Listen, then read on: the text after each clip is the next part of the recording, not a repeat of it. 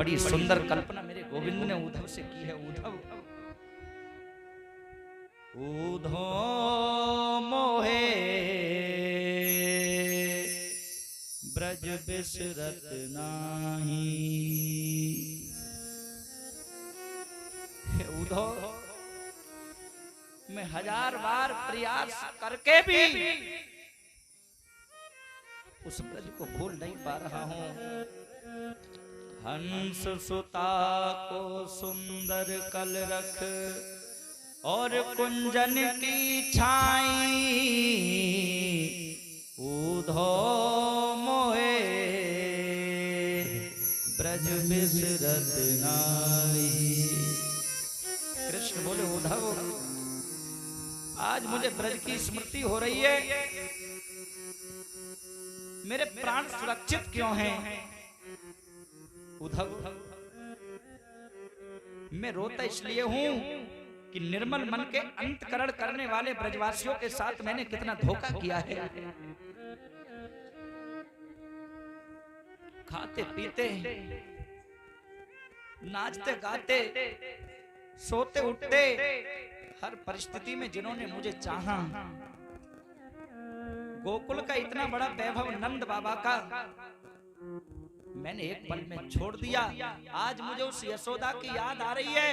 मेरे लिए उद्धव अगर छींक भी आती थी तो मेरी मैया यशोदा सैकड़ों वेद मेरे आगे पीछे लगा दिया करती थी। अरे मेरे कन्हैया को आज जुकाम हो गई है, मेरे कृष्ण को आज ठंड लग गई है।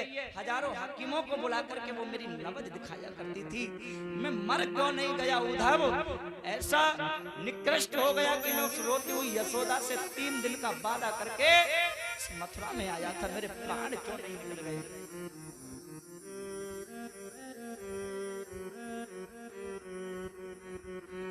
आज कृष्ण रो रहे हैं। उद्धव उन गोपियों की कल्पना अगर करूं, वो गोपी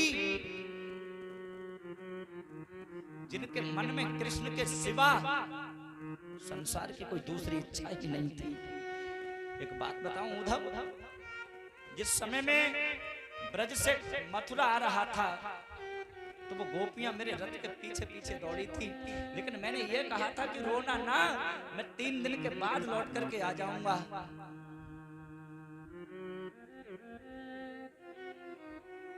आज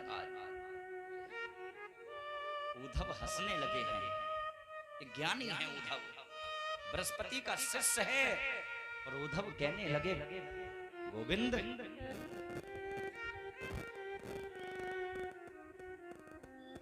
ऐसी गोपियों के लिए रो रहे हो, उन ग्वालिनों के लिए रो रहे हो जिन्होंने कभी स्कूल का मुंह नहीं देखा, जो कभी पढ़ने नहीं गई, जिनके पास अच्छे वस्त्र नहीं है, उनके लिए रोते हो? कृष्ण बोले हो इतना अभिमान? जिन गोपियों ने मुझे अपनी उंगलियों पर नचाया है, ये उद्धव उन्हें ग्वालिन बता रहा है। आज तो इसके ज्ञान का पर्दाफाश मुझे कराना ही पड़ेगा। रोकर के कृष्ण बोले उद्धव एक काम कर, मेरा पत्र लेकर के ब्रज चला जा। अब देखिए कितना घमंड है उद्धव को। उद्धव बोले प्रभु गुरु बृहस्पति का शिष्य हूं मैं, वो अनपढ़ ग्वाल गमार, वो ग्वालिने कैसे मेरी भाषा को समझ पाएंगी? भगवान ने कह दिया अरे तू जा तो एक बार चला जा उद्धव, मेरा पत्र ले जा, मेरा समाचार मेरी बूढ़ी यशोदा को दे देना जा करके उसकी। लेकिन उद्धव एक बात बता, मथुरा यहां से ज्यादा दूर नहीं है। मेरी माँ यशोदा अगर चाहती तो दिन में 2 बार चक्कर लगा सकती थी। क्या उस यशोदा को मेरी याद नहीं आई?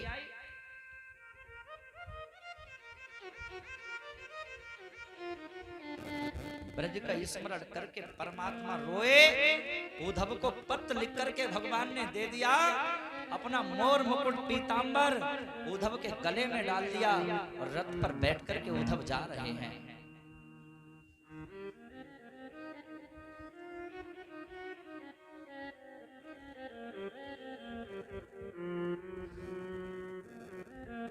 बड़ा अभिमान है उद्धव को।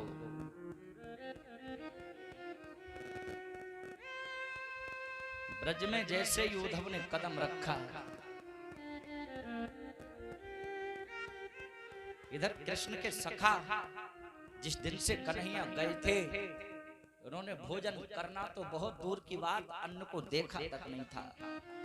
बरसों बीत गए कृष्ण के विरह में, कृष्ण के वियोग में। दिन तो कट जाता है लेकिन रात नहीं कट पाती है। ये सोचते हैं कब सवेरा होगा और कब उस मार्ग पर खड़े होंगे जिस मार्ग से हमारा कृष्ण हमें छोड़ करके मथुरा गया था।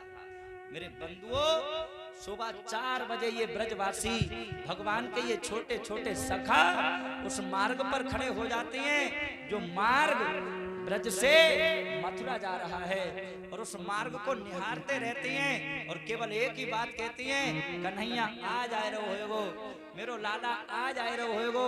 भगवान का एक बड़ा प्रिय सखा था जो कृष्ण से सबसे ज्यादा लड़ता था, जिसका नाम था दामा। आज ये दामा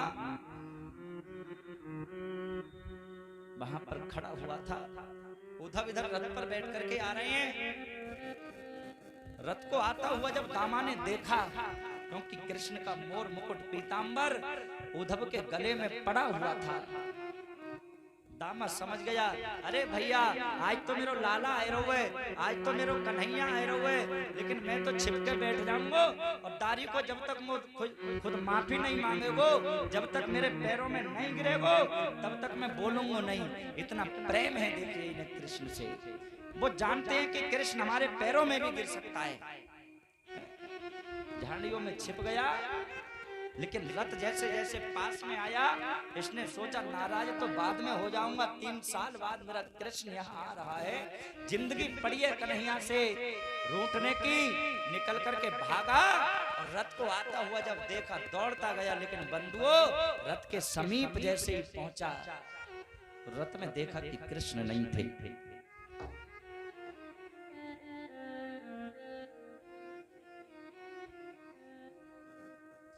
उद्धव को देखा,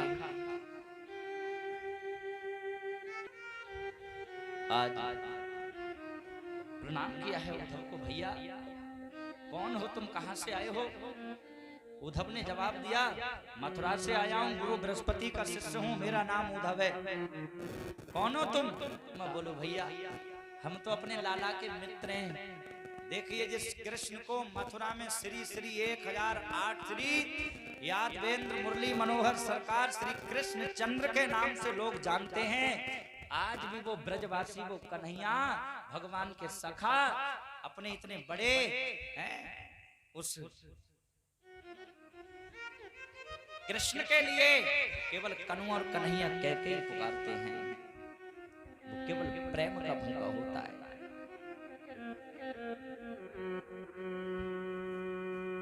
आज उद्धव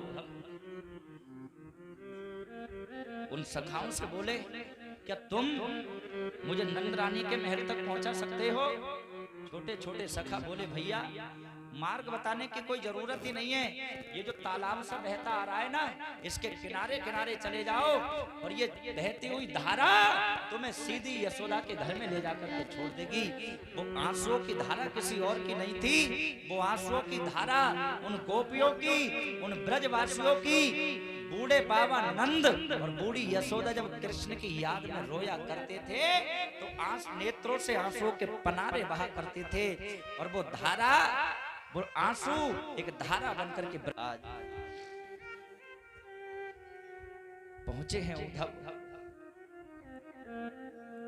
तो उद्धव ने क्या देखा दूर से? मैया यशोदा खाली पालने को झुला रही है, मानो पागल सी हो गई है यशोदा पुत्र के लिए। और पता है क्या कहती है? सुला रही है,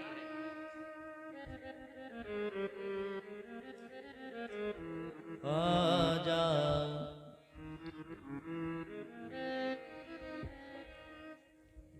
आजा रे नींदिया मेरे काना को,